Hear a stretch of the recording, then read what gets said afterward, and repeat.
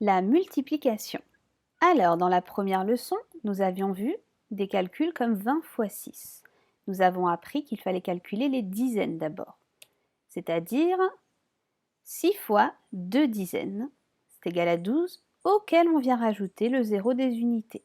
Donc là, on a bien 20 fois 6 égale 120. Mais comment on va faire si maintenant nous avons un calcul comme 15 fois 8, où il n'y a pas de zéro à la fin, nous n'avons pas 10 fois 8. Aujourd'hui, nous allons apprendre à faire ce genre de calcul. Voici mon problème. L'immeuble de Kofi a 15 étages. Il a 8 fenêtres par étage.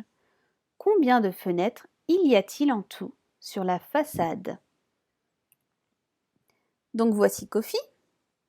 Et voici le premier étage avec 8 fenêtres. Regardez, 1, 2, 3, 4, 5, 6, 7, 8.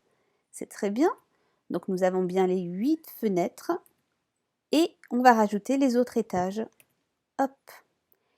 Alors, quel va être le calcul? Le calcul, vous vous en doutez, ce sera 15 fois 8. Je vais déjà me demander, parce que 15 fois 8, je ne sais pas le faire. Mais qu'est-ce que je sais faire? Je sais faire 10 fois 8. C'est égal à 80. Et je sais également faire 5 fois 8, qui est égal à 40. Donc suivez-moi, on va voir comment décomposer cela. On a toujours Kofi, mais cette fois-ci, nous allons décomposer les étages. Tout d'abord, nous avons 10 étages, toujours avec 8 fenêtres. Et ensuite, nous avons 5 étages, toujours avec 8 fenêtres. Regardez ce que ça donne. 10 ici et 5 ici. Donc le but maintenant, ça va être d'additionner cette partie en bleu avec cette partie en rouge. Donc 15 fois 8, nous allons le décomposer. 15 fois 8, c'est égal à 10 fois 8, c'est la partie en bleu, plus 5 fois 8, c'est la partie en rouge. Donc je vous rappelle que lorsque vous additionnez deux multiplications, comme ici, on met les parenthèses. Il ne faut surtout pas les oublier. Donc ensuite, 10 fois 8, c'est égal à 80, et 5 fois 8, c'est égal à 40. Donc vous avez vu qu'on a vraiment utilisé les choses qu'on savait déjà faire. Et donc là, ça va me donner 120. Mais comme vous le voyez, ce genre de calcul, ça reste long quand on décompose. Vous devez savoir le faire pour bien comprendre ce qu'on est en train de faire. Mais vous allez observer une petite vidéo qui va vous apprendre à faire autrement et plus rapidement.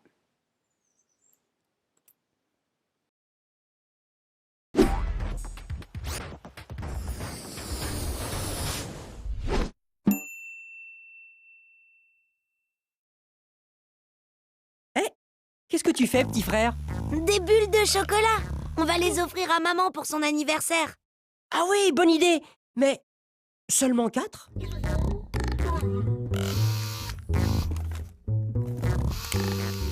C'est vrai que ça fait peu. Elle va avoir quel âge, maman? 36 ans, c'est ça. On n'a qu'à demander au robot de nous faire 36 fois 4 bulles. Ah oui! Est-ce qu'on aura assez de chocolat? Ça fait beaucoup. Ah oui?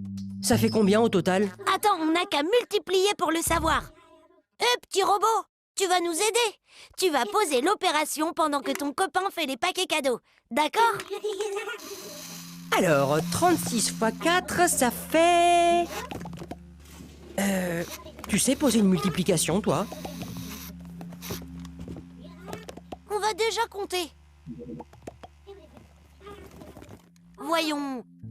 36, c'est 30 plus 6. Vas-y, écris, petit robot. Parfait. On va déjà multiplier les unités. Attention, si on compte les unités, on compte les bulles, pas les paquets. Alors, 4 fois 6... 24.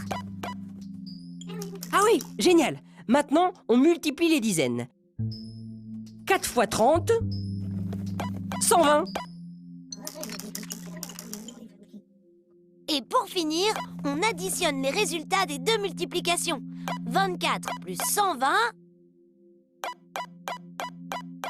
144. Vous avez compris les robots? Pour faire une multiplication posée, on multiplie par les unités sur une première ligne, puis par les dizaines sur une deuxième. Et on ajoute les deux résultats. 36 paquets de 4 bulles de chocolat, ça fait 144 bulles de chocolat. Waouh, c'est maman qui va être contente. Ça va lui faire surtout beaucoup de boîtes à ouvrir avant de pouvoir tout manger. Hé, regarde petit frère. Finalement, on avait assez de chocolat. Bon appétit!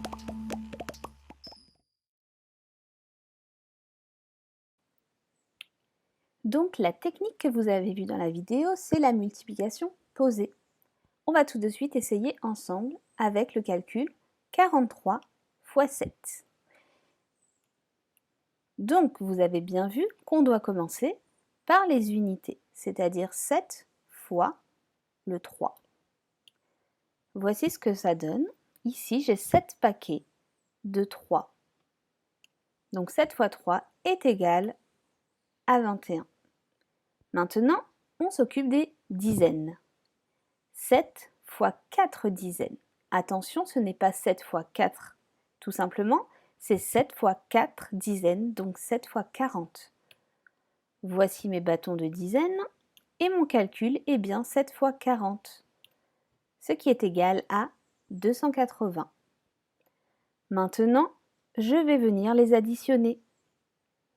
Toute cette partie dizaines plus unités doivent être additionnées, ce qui me donne 301. Alors, à ton tour maintenant, avec ton cahier d'essai ou ton ardoise, de calculer. Donc n'oublie pas de faire pause pour avoir le temps de réaliser ces 3 calculs.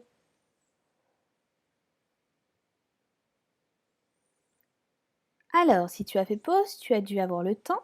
On va commencer avec la correction du premier. 35 fois 6. Je vais commencer par les unités, c'est-à-dire 6 fois 5 est égal à 30. Puis je calcule les dizaines.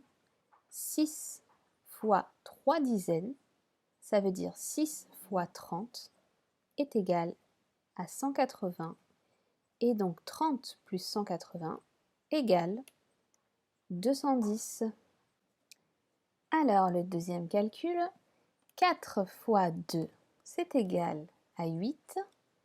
Et les dizaines, 4 fois 5 dizaines, c'est égal à 200.